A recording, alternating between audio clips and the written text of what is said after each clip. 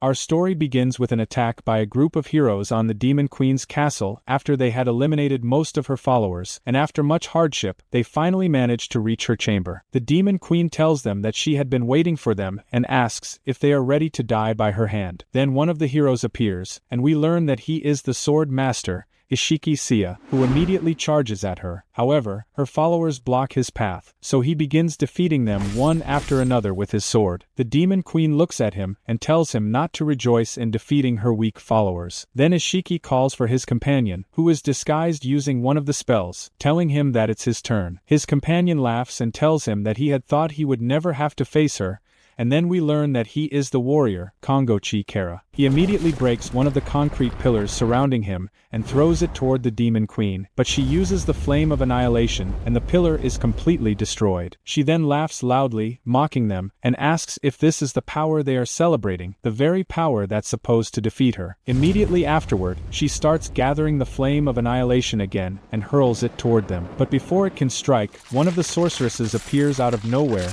and creates an icy wall in front of them, blocking her attack at the last moment. Then the sorceress reappears, and we learn that she is Sajiri Aya. Ishiki laughs and tells her that he thought that was his end, thanking her for saving him. Kongo comments that her power is terrifying because even after Sajiri used the icy wall, half of their health was lost within seconds. While they talk, a hand suddenly appears behind them, offering them healing potions to restore their health. They thank him, and it turns out he is the supporter, Abio Taro. Then they look at their leader and state that they have worn her down just as he had told them, and that it's now his turn to show up. Their leader appears, thanks them for their efforts, and asks them to rest until he finishes her off. The Demon Queen looks at him, nervous, remarking that his aura is completely different from the others, and she immediately attacks him. But before she can use her skills, their leader defeats her in an instant, and we then learn that he is the hero, Kira Haruto. Next, we cut to the city, where urgent news floods the channels about the Byakuya Hunters Guild of S-Class,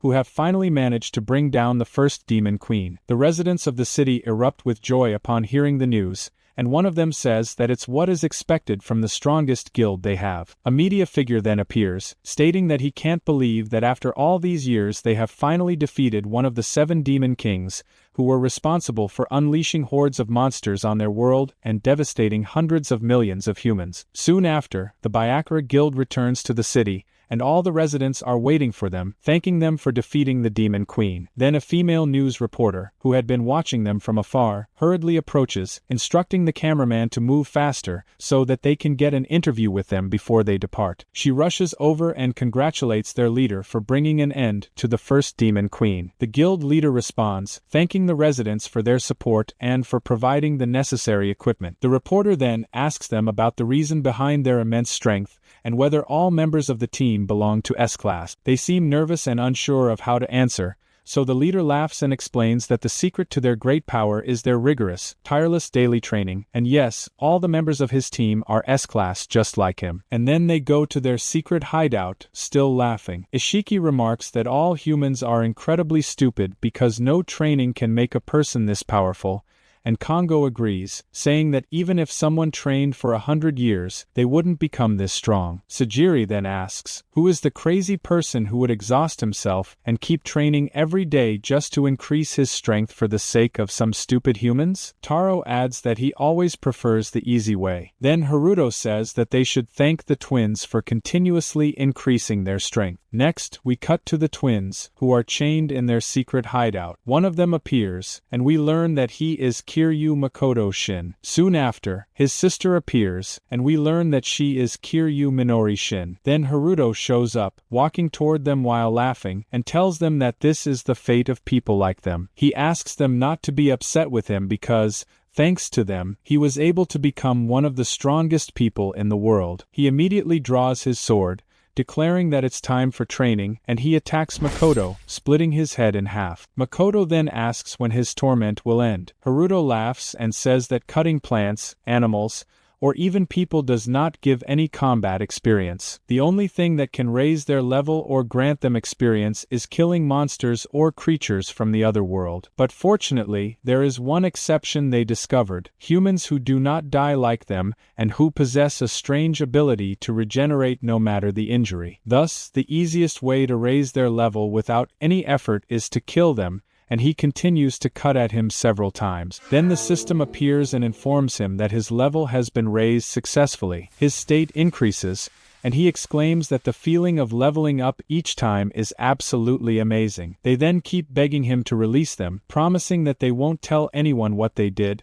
but Haruto laughs and tells them that they will remain imprisoned with him for the rest of their lives because they won't find any other way to raise their level. Then Kongo and Sajiri appear, laughing, and tell him that this is their role in raising their level. Afterwards, Kongo launches successive attacks on Makoto using his fist, slicing his body into small pieces. Then Sajiri appears, gathering her aura and using the Chaos Flame, which she hurls at Minori. Minori starts screaming from the excruciating pain she feels as her entire body is burned, and the fire continues until she is completely reduced to a bony skeleton. Then Taro and Ishiki appear, saying that this is their role in training. Taro goes over to Minori and forces one of the poisonous doses on her, finishing her off, while Ishiki moves toward Makoto and continues to cut him with his sword. They keep killing him hundreds of times, and each time the system announces that his level has been raised. After a few hours, Haruto appears and says that today's training session was absolutely excellent,